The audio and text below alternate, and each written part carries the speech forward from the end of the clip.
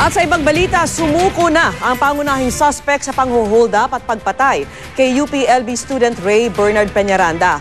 Ayon po yan sa Laguna Police, ihahatid namin ang detalye ng pagsuko ni Tyrone Kennedy Terbio maya-maya lamang. Samantala, isa pang suspect sa krimen ang target ngayon ng manhunt ng mga otoridad at saksi, si June Veneracion. Ito ang plitratong hawak ng Laguna Police ng nagtatagong suspect sa pagpatay sa UP Los Baños student na si Ray Bernard Peñaranda. Ang mugshot na ito ni Carl de Guzman para sa naunang kasong robbery na kanyang kinasangkutan. Hanggang ngayon, hindi pa natatagpuan si de Guzman na ayon sa pulisya ay siyang nagmaneho ng motorsiklong nakuna ng CCTV malapit sa lugar kung saan humingi ng saklolo si Ray Bernard Peñaranda bago bawian ng buhay. We consider them as armed and dangerous dahil nga siyempre may mga baril sila. At since may history sila ng drug use, baka mapraning sila once na inaaresto sila, magkaroon patuloy ng pagdanak ng dugo. Sa gitna ng mga natatanggap na report ng pulisya na may mga kamag-anak na barangay official ang dalawa, nakiusap ang mga otoridad na pasukuin na sana nila ang mga sospek. Once na na-prove namin na talagang kasama sila o kasama sila sa nagtatago ng mga sospek o sila mismo yung nagpo-provide ng gamit o sila mismo ang nagpo-provide ng mga sasakyan, sasama namin sila sa kaso. Inihahanda na ng pulisya ang mga statement ng mga saksi para sa pagsasampa ng reklamo. Pag-asa para sa pamilya Peñaranda ang unti-unting paglinaw ng kaso kasunod ng paglutang ng lookout ng mga sospek. Mapapatawad naman namin sila, kaya lang, yun nga, kung kailangan nilang harapin ang batas, justisya para kay Ray. June Veneracion ang inyong saksi. Alamin na naman natin ang update kaugnay sa pagsuko ni Tyrone Kennedy Terbio, ang pangunahing suspect sa pang-hold up at pagpatay sa estudyante ng UP Los Baños na si Ray Bernard Peñaranda. Live mula sa Kamkrame, saksi si Maria Bulaklak Ausente.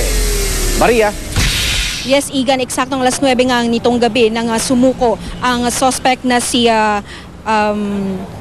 Tyrone Kennedy Terbio. Yan ay kinumpirma mismo ng Laguna PNP. Si Terbio daw ang pangunahing suspect sa pang-hold up at pagpatay sa UPLB student na si Ray Bernard Peñaranda. Ayon kay Police Senior Superintendent Gilbert Cruz, Laguna Provincial Police Director, nitong gabi nga sumuko itong si Tyrone Kennedy Terbio at ayon sa sumukong lookout umano na si Joseph Beltran, si Terbio umano mismo ang sumaksa kay Peñaranda.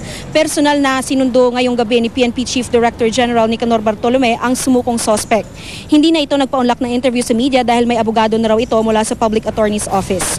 Nagtago daw si Terbio sa Antipolo at nagdesisyong sumuko para ma-ensure daw ang kanyang seguridad.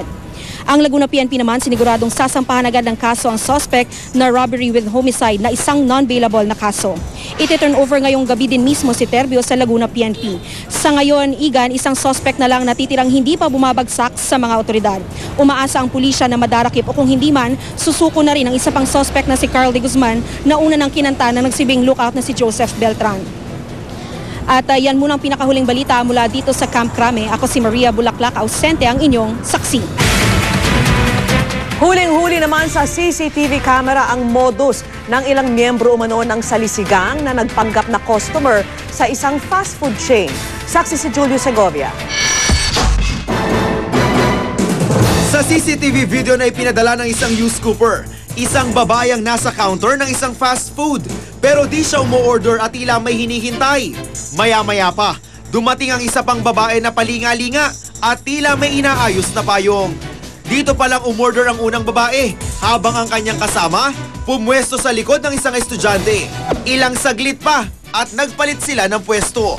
Kita sa video na tila nalilito na ang target at pilit lumalayo. Pero di siya tinantanan ng babae, tinabihan pa ang target. Ilang sandali pa, may isinilid na ang babae sa kanyang hawak na jacket. Cellphone na pala ng biktima. Hindi na raw nagsumbong sa pulisya ang babaeng biktima. Sa Marulas, Valenzuela City naman, riding in tandem ang nakuna ng CCTV video. 2 beses inikutan ng motorsiklo ang lugar. At sa huling ronda, makikita ang bumaba ang angkas habang naiwan ang rider sa kalsada. 10 segundo lang ang nakalipas, umalis na ang dalawa. Di nahagip ng CCTV, pero tinangay na pala ng isa sa mga suspect ang cellphone at pera ng tindera ng isang burger stand. Bagamat huli sa CCTV, ayaw na raw magdetalye ng 18 anyos na biktima. Bagay na pinangihinayangan ng pulisya. Alam mo, ang pulis nakakapag-solve ng isang krimen dahil din sa tulong ng mga biktima. Kasi kung ang biktima mananahimik lang at wala namang hindi niya i-report yung nangyari sa kanya, wala kaming alam. Ako si Julio Segovia, ang inyong saksi. Maliban sa testimonya ng dating pulis, susi ngayon sa investigasyon ng kasong pagpatay sa negosyanteng inihulog sa septic tank ang kuha sa CCTV ng pag-abandona sa sasakyan ng biktima. Saksi si Dante Perelio. Ang CCTV footage na ito ang magpapatunay raw na may direktang ang alam sa krimen ang dating pulis na nagturo sa iba pang sospek sa pagpatay kay Lea Angeles Nang, ang negosyanteng natagpuan sa isang septic tank sa San Pedro, Laguna. Sa kuhang ito kasi noong January 20, ang huling araw na makita si Nang, makikitang bumababa ang dalawang lalaki mula sa silver na SUV na ayon sa anti-kidnapping group ay pag-aari raw ni Nang. Ayon sa PNP, ang nakaasul daw ay si Reginald Santiago na siyang nagturo sa iba pang sospek at siya ring nagturo sa kinaroroonan ng katawan ni Nang. Ang nakaitim na t-shirt na may hood naman ay si PO1 Gifford Signap, isa sa mga ibinistong kasabwat ni Santiago. Mga investigators natin nag-backtrack kung saan sila nagkita ni Mrs. Nang, saan yung probable na places na pumunta si Mrs. Nang, and from there we requested for CCTV footages doon sa mga establishments na yon. Ang kuha sa CCTV tugma sa ilang bahagi ng salaysay ni Santiago. Anya, kasama raw niya ang kapwa sospek at mga pulis na sina PO1 Otelio Santos Jr. at PO1 Gifford Signap nang tumawag si Superintendent Romel Miranda at sinabing sumunod sila sa isang lugar sa Quezon City bandang alas 10 ng umaga. Pinapasok daw sila sa isang nakaparadang silver na SUV at doon nakita raw nila sa driver seat na nakalugmok at wala ng buhay ang isang babae. Ayon pa kay Santiago, inilipat daw nila ang babae sa backseat bago niya minaneho ang SUV patungong south. Sa C5 raw sa Taguig, bumaba si Superintendent Miranda at inutusan sila.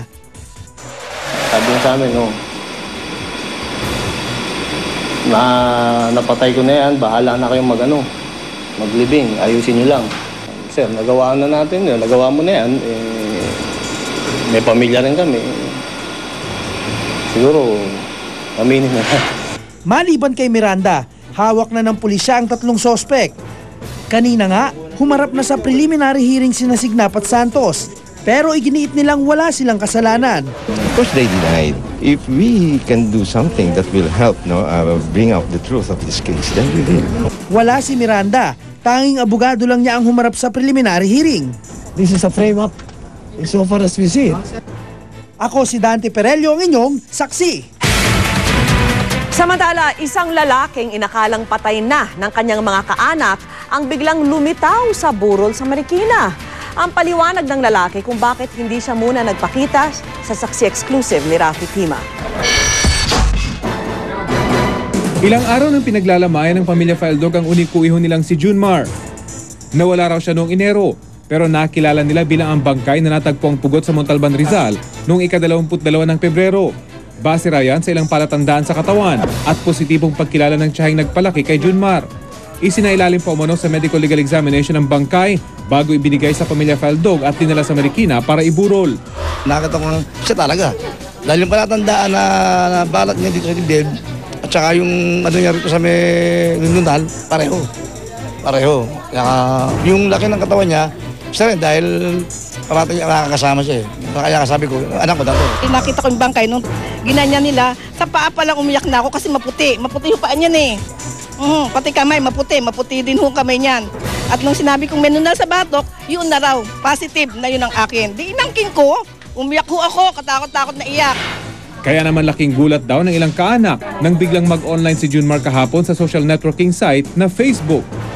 Tinanong ko siya, akala ko papa niya. Sabi ko, kuya, anong nangyari sa anak mo? Ba't ganun ang nangyari? Sumagot na, anong nangyari tita? Buhay ako, sabi niya gano'n. Si John Marto. Sabi ko, hindi, patay ka, minumulto mo ko. Sabi kong gano'n. Di sabi niya, hindi tita, kung gusto mo, sabi niya, mag-on cam ka. Lalo pang ikinagulat ng lahat ng personal na magpakita si Junmar sa lugar kung saan sinasabing siya ay nakaburol. Kasama niya ang dahilan kung bakit siya nawala, ang kasintahang kanyang itinanan.